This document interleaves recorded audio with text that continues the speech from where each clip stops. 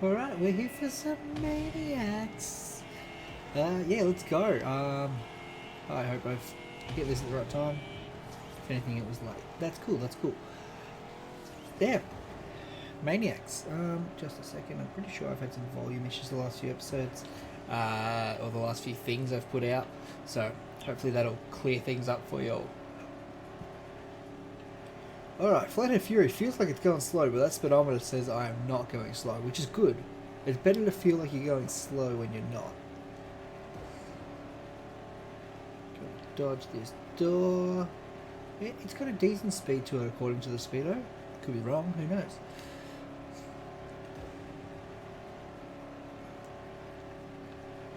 I feel like with the game being reduced so drastically in speed, that the whole concept of getting onto the far wall to not have to turn for corners is kind of out the window, because it is now so much faster to just turn the corner than it is to do that little extra drive to get on the outside, which is a bit of a shame. Obviously, if you're full blasting with nitrox, you know, if you're that guy that puts on like 10,000 nitrox and then just goes for it, then yeah, stick with the system that we have. It works. But otherwise, yeah, there's not really much need for taking the optimal line to get better speed. Alright, that's the second door. That's the one that has been giving me some issues on the last couple of Teku cars. This is driving so well. The handling is nice. Come off before, I don't even remember why, but it was probably my fault. Oh, it was because I went too slow on a wall, I guess. But yeah, it's driving beautifully. Big fan, big fan. Oh, I don't think I have done that in a single Teku car. I don't think a single Teku car made it through that without any issues. So this is good to see.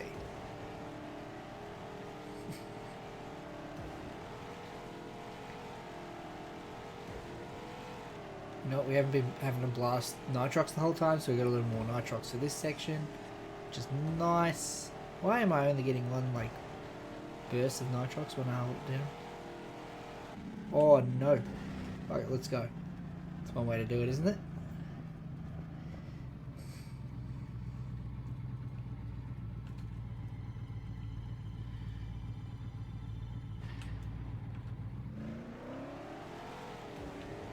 We use that path for every other car so far, so I don't see why not for this one.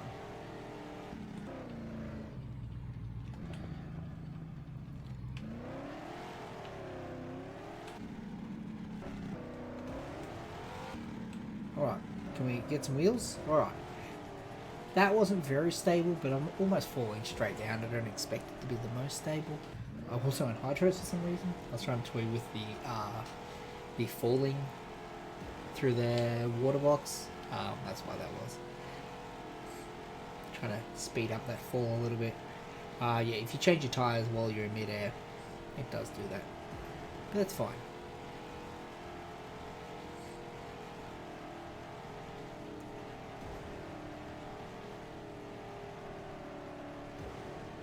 Jesus Christ. Now, it does lose speed a lot going uphill, but it seems to gain it decently going downhill. It's just, you do have to watch out for going uphill on this. That is one issue I'm coming across. It has none of that pull, that self-correction. That's good. We don't want that. Any car that has that is not ideal, because as soon as you get any sort of angle to your car, like a loop, it just ruins it. Those cars pretty much can't be driven on anything but a flat track.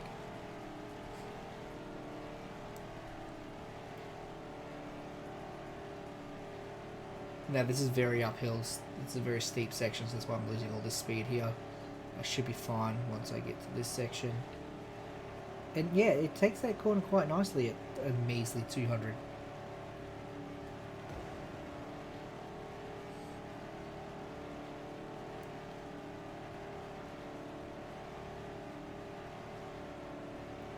The intensity of Pipeline is gone, unfortunately. As soon as all the cars got slowed down to 5-minute cars or 6-minute cars, this track stopped being so intense, and That's disappointing, in my opinion.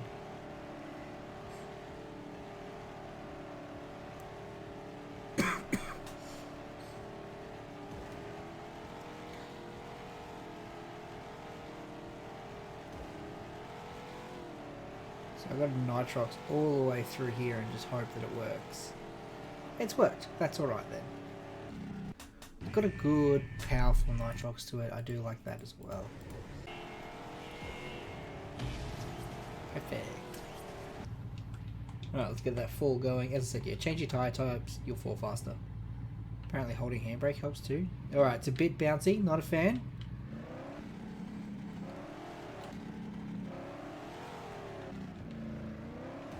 A little easy to roll, that's alright. Not as bad as some cars have been. It is important to note with Metal Maniacs that they don't have the jump jets, which is in some ways a blessing, in some ways not. If you're trying to do no-cut runs, then your jump jets may as well not exist. They're only to stabilize you when you're already falling out of control, and if you're doing a no-cut run, then you know you kind of want to reset at that point anyway. Whereas if you're doing cut runs, obviously jump jets is far superior. If you're just trying to finish the track as quick as you personally can to unlock the accelercharger, then yeah, you want either jump jets or maintenance, or whatever the drones have got, the extra accelercharger uses. However, if you are trying no cut runs, the armor plating is amazing for things like, you know, your wind realm, your sky, maybe storm once you know the lightning strikes. Whoop! That's annoying.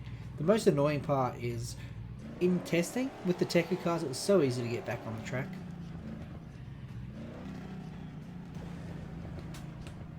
Maniacs takes a little more work.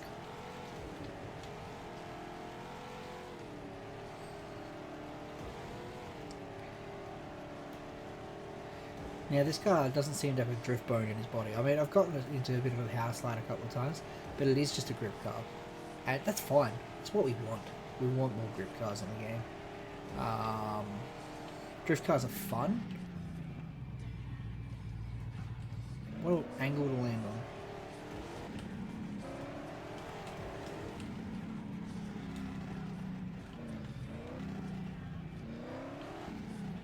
Obviously, yeah, there is a hole all the way through the front there. Ah, no. Look, close enough. There's nothing wrong with the car, realistically. It's just, I was playing around with it on that track. I wasn't actually, like, driving it optimally, and it's so punishing for a mistake. But yeah, I can't believe how the floor is see-through. Why, guys? Come on.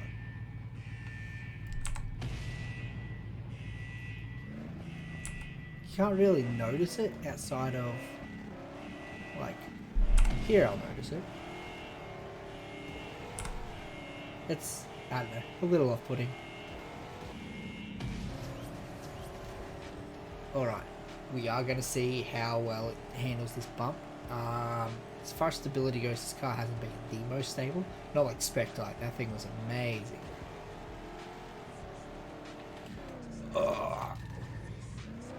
Alright, the reverse nitrox to slow it down. It is not very stable at all.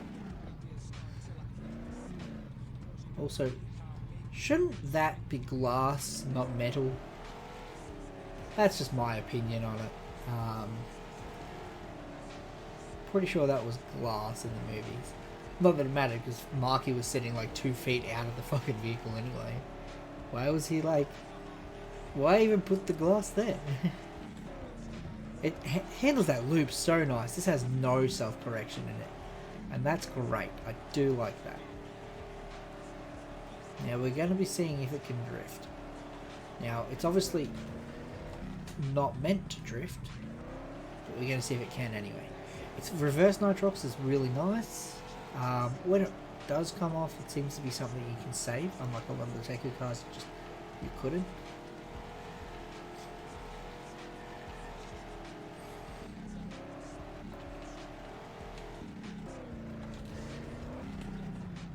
Ooh.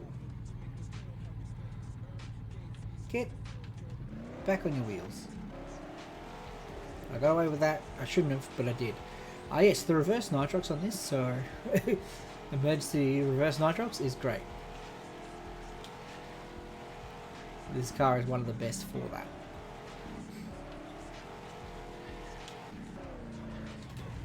Oh man, it's kind of like baseline. The moment you hit those edges, it just throws you, which in that I don't like.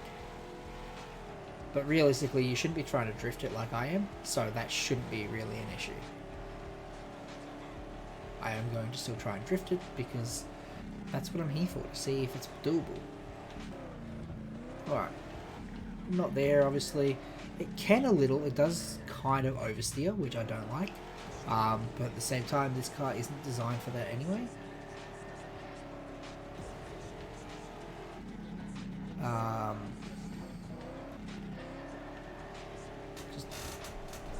Yeah, as long as you don't drive this like it's a Teku car, you'll be fine. Oh, its reverse nitrox is so powerful. Which means that forward nitrox is obviously just as powerful. But obviously it's something you notice more when you're trying to stop yourself while rolling out of control than you would just trying to gain speed. Whew. That was a pretty optimal corner.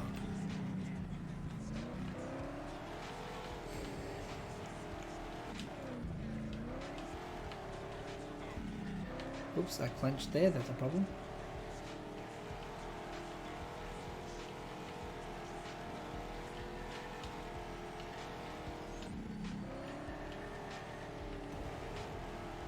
Like, yes, I know it's not designed to drift, but Jesus Christ, it's not that bad. Jesus, this is already better than most of the Teku cars that I drove, unfortunately.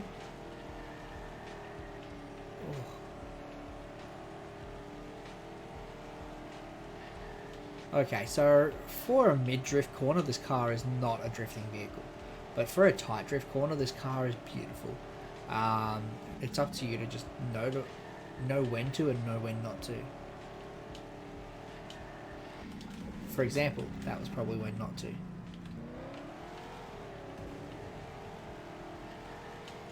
Oops. Its steering is maybe a little too sensitive sometimes, but at the same time it's also handling quite nicely, so maybe I'm just making errors. Oh, it's very nice. It's a very, very good car. One of my favourites so far. And this actually makes me look forward to the rest of the Maniacs.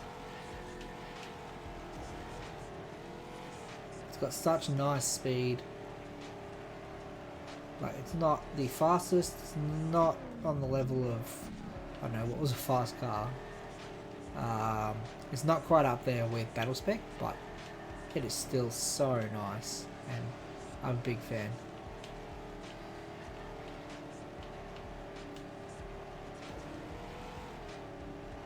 Now, you should be able to, in theory, just fly through here. Should. As long as I don't hit those edges, it should be fine. You just got to really try and stick to those arrows in the middle. They'll pretty much point you on which way it's going to lean. Watch me screw this last corner up again like the other time. Oh.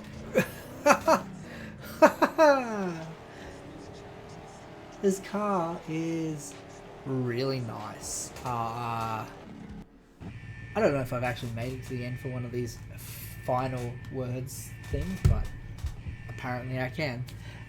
Yeah, this thing's great. It drives extremely nice. In a tight corner, it can drift if it needs to, but it's obviously not the goal. It's not designed to drift, it just can. Don't try and drift it on the medium corners. That was what was giving me issues on water. Let's shut that noise up.